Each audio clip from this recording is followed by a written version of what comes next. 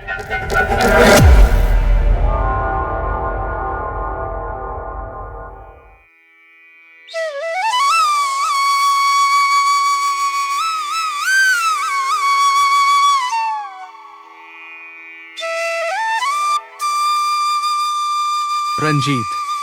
एक साधारण किसान परिवार का लड़का, मिट्टी के घर में पला बढ़ा, पर उसके सपने आसमान को भी छू लेने की चाहत रखते थे। जहां बाकी बच्चे मिट्टी में खेलते थे, वहीं रंजीत किताबों की दुनिया में डूबा रहता। गांव की जिंदगी आसान नहीं थी, मगर रंजीत का हौसला लोहे सा अटल था। उसके नंबरों ने पूरे गांव को हैरान कर दिया। फिर आया वो पल जब परिवार ने एक बड़ा फैसला लिया। शहर चलना है, बेटे के सपनों को उड़ान देनी है। मुंबई, सपनों का शहर और संघर्षों का मैदान। किराए का कमरा, कॉलेज की फीस और पार्ट टाइम जॉब्स। लेकिन रंजीत ने कभी शिकायत नहीं की। उसे पता था, ये सब एक बड़ी तस्वीर का हिस्सा है। शहर में आकर भी जिंदगी मुश्किलों से भरी थी, लेकिन रंजीत अपनी मेहनत के साथ पढ़ाई में जुटा रहा। अब रंजीत ने अपनी ग्रेजुएशन पूरी कर ली थी, लेकिन घर की हालत को संभालने के लिए उसने नौकरी करने का फैसला किया। उसने एक कार शोरूम में सेल्स डिपार्टमेंट के लिए इंटरव्यू दिया, जिसमें वह चुन लिया गया क्योंकि उसके नंबर और ज्ञान दोनों ही बेहतरीन थे। रंजीत की जिंदगी अब ठीक ठाक चल पड़ी थी। उसे एक अच्छी नौकरी मिली थी, एयर कंडीशन्ड ऑफिस में कार सेल्समैन की जॉब। यहां उसे न सिर्फ कुछ नया सीखने का मौका मिल रहा था, बल्कि कमाई भी पहले से कहीं बेहतर होने लगी थी। मेरे हिसाब से रंजीत की जिंदगी सच में एक शानदार मोड़ ले चुकी थी।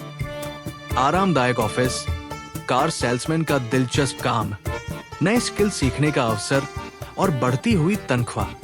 वाह, क्या बात है। अब सवाल यह है कि रंजीत आगे क्या करने वाला है? कुछ नया सोच रहा है या अभी इसी रफ्तार में मजे लेना चाहता है? रंजीत ने 3 से 4 साल तक सच में बहुत मेहनत और मन लगाकर काम किया। उसकी लगन देखते ही बनती थी।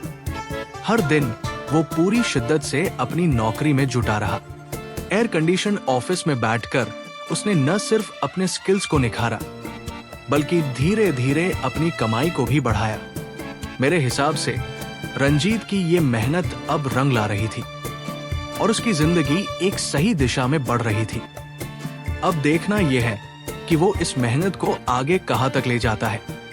लेकिन एक दिन उसकी जिंदगी में एक अनोखा मोड़ आया। एक छोटे से रेस्टोरेंट में चाय पीते वक्त उसने कुछ ऐसा देखा कि उसकी आंखें खुली की खुली रह गई। एक छोटा सा लड़का जो वहां मोबाइल पर कुछ कर रहा था, ने चंद मिनटों में ही 5,000 रुपए कमा लिए। रंजीत के लिए यह नजारा किसी झटके से कम नहीं था।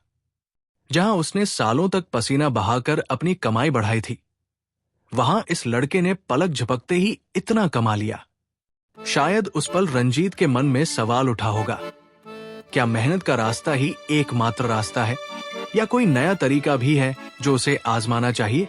तभी रंजीत ने उत्सुकता से उस लड़के से पूछा कि ये कमाल कैसे हुआ। लड़के ने बताया कि वो स्टॉक मार्केट में ट्रेडिंग करता है और इसी तरह रोज आराम से कमाई कर लेता है। ये सुनकर रंजीत के दिमाग में बिजली सी कौंध गई। जहां वो सालों से मेहनत के भरोसे था, वहां इस लड़के ने मोबाइल से इतना आसान रास्ता निकाल लिया। इसके बाद रंजीत रोज उस लड़के से ट्रेडिंग के बारे में सीखने लगा। शायद अब वो भी इस नए रास्ते पर चलने की तैयारी कर रहा था। अब रंजीत का मन अपनी नौकरी से ऊबने लगा। ऑफिस में बैठकर उसका ध्यान कार बेचने से हटकर स्टॉक मार्केट के चार्ट्स पर जाने लगा। वो मोबाइल स्क्रीन के साथ साथ ऑफिस के कंप्यूटर स्क्रीन पर भी चार्ट्स देखने लगा। जहां पहले वो मेहनत से कमाई बढ़ाने में जुटा था, अब ट्रेडिंग का वो आसान रास्ता उसे अपनी ओर खींच रहा था।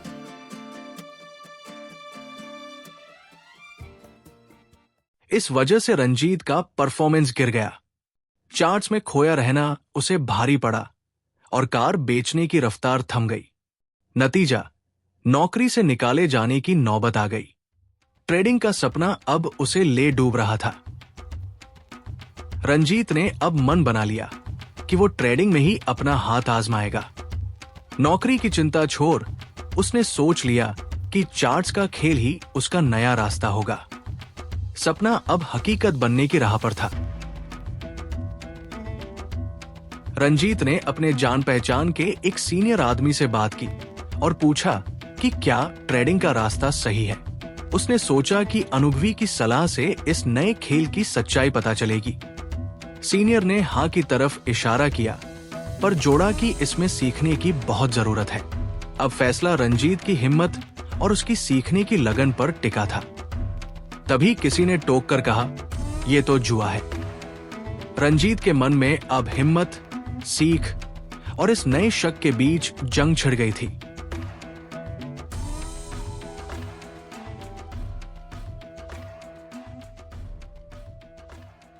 लेकिन रंजीत का एक दोस्त बोला, कोई बात नहीं यार, डर मत, सब ट्राई कर रहे हैं, तू तो इतना इंटेलिजेंट है, तुझसे क्यों नहीं होगा।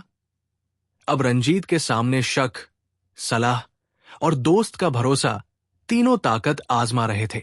एक दिन रंजीत ने हिम्मत जुटाकर और जोश में भरकर अपने माता पिता को बताया कि उसने नौकरी छोड़ दी है और अब ट्रेडिंग करेगा। मां ये सुनकर बहुत खुश हुई। शायद रंजीत की खुशी देखकर उनका मन प्रसन्न हो गया। लेकिन पिताजी या तो नाराज थे या असमंजस में, कुछ साफ नहीं था। घर में खुशी और अनिश्चितता साथ साथ चलने लगे। उस रात रंजीत की आंखों में नींद नहीं थी। वो इंटरनेट की दुनिया में गोते लगाता रहा। अगली सुबह बिना कुछ ज्यादा सोचे उसने ट्रेडिंग अकाउंट खोल लिया और अपनी सारी जमा पूंजी 1.5 लाख रुपए झोंक दी। शुरुआत में किस्मत ने साथ दिया। हर स्टॉक ऊपर चढ़ रहा था। रंजीत को लगा कि वो बाजार की नब्ज पकड़ चुका है। शुरुआत के हफ्ते भर सब अच्छा चला। रोज के 3 से 5 हजार की कमाई हो रही थी। रंजीत को लगने लगा कि शायद उसने सही फैसला लिया है। हर सुबह स्क्रीन पर हरे रंग के तीर देखकर उसके चेहरे पर एक संतुष्ट मुस्कान खिल जाती। फिर आया वो दिन जिसने उसकी दुनिया हिला दी। सुबह उठते ही स्क्रीन पर लाल तीरों की भरमार थी। उसके सारे स्टॉक्स धड़ाम से गिर चुके थे।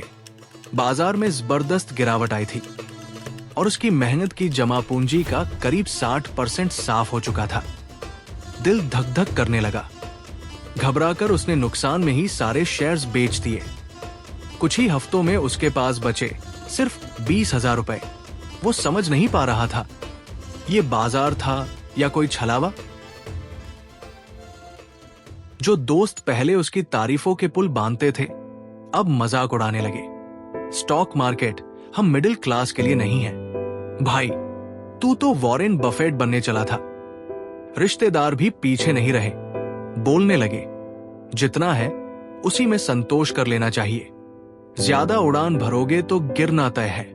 घर पर भी माहौल तानों और नाराजगी से भरा हुआ था। समझाया था तुझे, अब क्या करेगा। पिता की आवाज में गुस्सा ही नहीं बल्कि हताशा भी थी। रंजीत चुप था।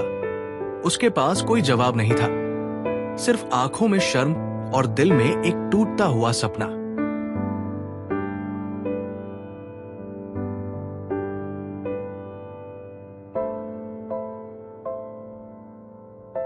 रंजीत पहली बार खुद को पूरी तरह हारा हुआ महसूस कर रहा था। दोस्तों से बात करना छोड़ दिया, व्हाट्सएप ग्रुप म्यूट कर दिए और कई रातें बिना सोए बीती। वो सोचता, क्या सच में मुझसे गलती हुई या बस किस्मत ने दगा दिया। हर सवाल एक और चोट बनकर दिल में उतरता।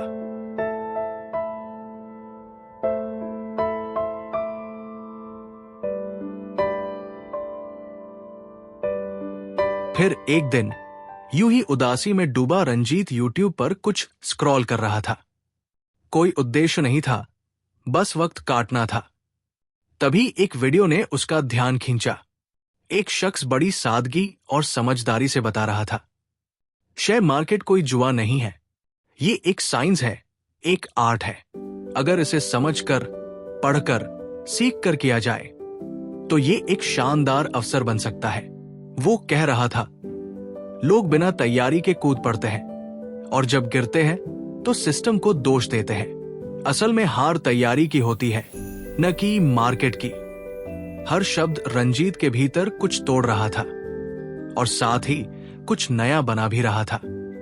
उस रात बहुत वक्त बाद रंजीत ने पहली बार किसी बात पर ध्यान से सोचा। वो सोचने लगा, क्या मैंने भी यही गलती की? क्या मैं बिना पढ़े, बिना समझे बस उम्मीदों के सहारे कूद पड़ा था?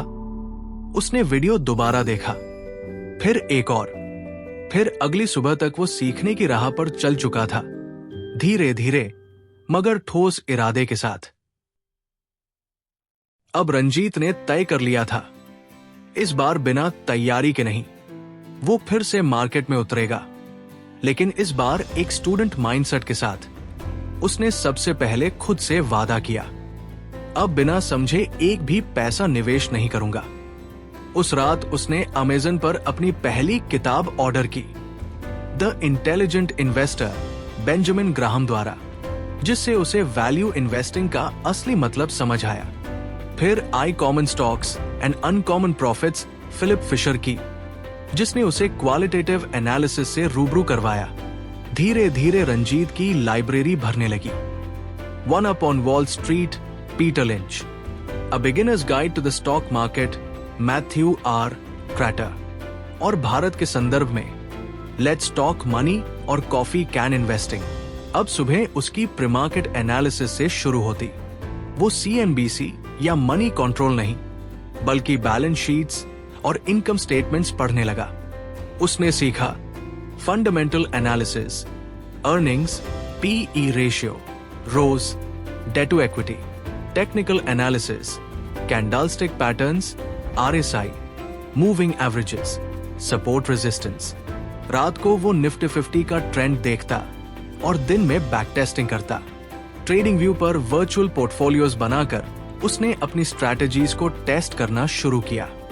धीरे धीरे एक नया रंजीत बन रहा था, जो हार से टूटा नहीं, बल्कि उसी हार से निखर रहा था। अब हर ट्रेड रंजीत के लिए एक प्रयोग बन चुका था। वो किसी गेट रिच क्विक सपने में नहीं था, बल्कि एक वैज्ञानिक की तरह हर फैसले को परखता, नोट करता और फिर सुधारता। उसने छोटे छोटे निवेश से शुरुआत की। 500 रुपए, 1000 रुपए, कभी कभी 2000।